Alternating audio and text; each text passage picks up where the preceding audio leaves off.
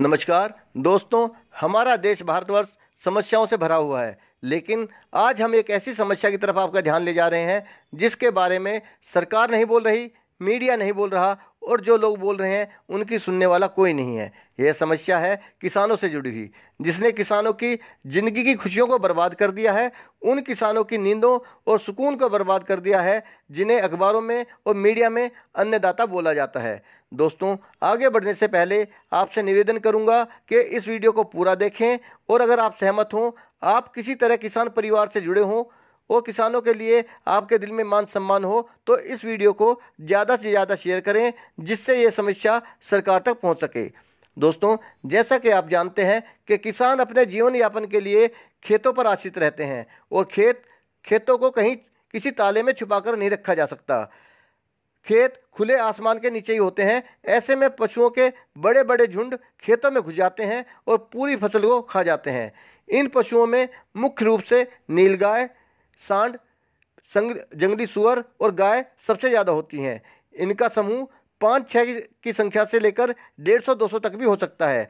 पशुओं के झुंड जिस खेत में घुस जाते हैं उसे कुछ ही देर में चट कर डालते हैं और बाकी बची हुई फसल को अपने पैरों से तहस नहस कर डालते हैं। आमतौर से इस समस्या से देश के सभी किसान पीड़ित हैं, लेकिन जिन राज्यों में यह समस्या विकराल रूप धारण कर चुकी है उनमें उत्तर प्रदेश, मध्य प्रदेश, पंजाब, हरियाणा और राजस्थान मुख्य हैं। सरकार की तरफ से किसानों को कोई सहायता नहीं मिलती, इसलिए किसानों को अपने खेतों को खुद ही संभालना होता है, खुद ही खेतों की रखवाली करनी पड़ती है, जिसके लिए अधिकतर किसान रात को अपने खेतों पर पहरेदारी करते हैं और आने वाले पशुओं को खदेड़ देते हैं। लेकिन पशु तो पशु ठहरे, आखिर वो कहाँ जाएंगे? उन्हें एक खेत से भगा दिया जाए तो दूसरे खेत में घुस जाते हैं और दूसरे से भगा दिया जाए तो तीसरे खेत में, क्योंकि पेट भरना उनके लिए भी जरूरी होता है। ऐसे में किसानों को सर्दियों में शीतलहर, गर्मियों में भयंकर उमस और बरसात में लगातार बारिश से दो दो हाथ करने पड़ते हैं और साथ ही साथ जंगली मक्खियों, मच्छर, बिच्छू, सांप, गुहेरा और बड़ी जंगली पशुओं से भी अपनी जान को बचाना होता है। किसानों के लिए परेशानी का सबब यह भी है कि किसान को पूरा काम शारीरिक मेहनत से करना होता है, इसलिए उनका भी हक बनता है कि रात को उन्हें भी सुकून के साथ सोने का मौका मिले। लेकिन जिस किसान को यह पता है कि अगर घर में सुकून से कुछ पल सो गया तो आवारा पशु उसकी फसल को बर्बाद कर डालेंगे, तो सोना उनके लिए मुश्किल हो जाता है। यहाँ मैं आपको ये भी बताना चाहूँगा कि किसान का काम शारीरिक मेहनत का होता है।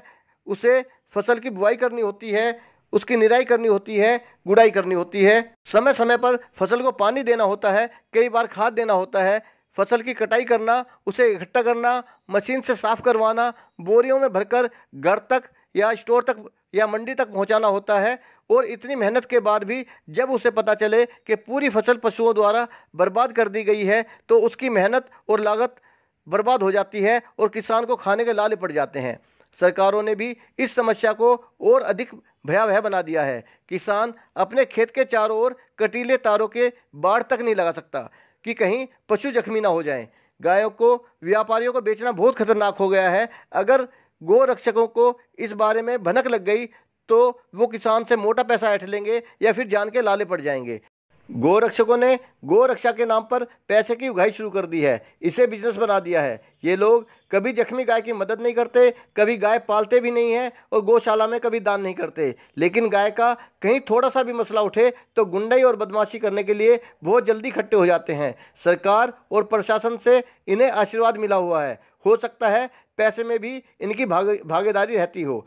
गांव की बात भी छोड़ दी जाए तो शहर और कस्बों में आपको कितने ही आवारा पशु घूमते मिल जाएंगे। ये पशु अक्सर चलती गाड़ी के सामने आ जाते हैं और ट्रैफिक जाम कर देते हैं। कितनी बार वाहनों को टक्कर मार देते हैं और लोगों को जख्मी कर देते हैं। लेकिन सरकार के लिए किसी इंसान की जान से ज़्यादा, एक किसान की जान से ज़्यादा पशुओं की जान ज़्यादा प्यारी है। गौशालाओं की भारी कमी है।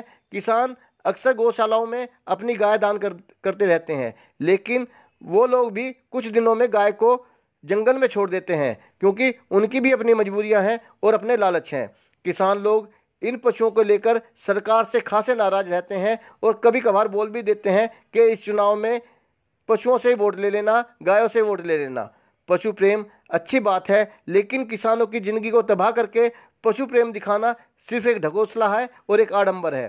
साथियों, आशा है कि आप मेरा चैनल सब्सक्राइब करेंगे और इस समस्या को सरकार तक पहुंचाने में मदद करेंगे और ज़्यादा से ज़्यादा शेयर करेंगे। जय हिंद।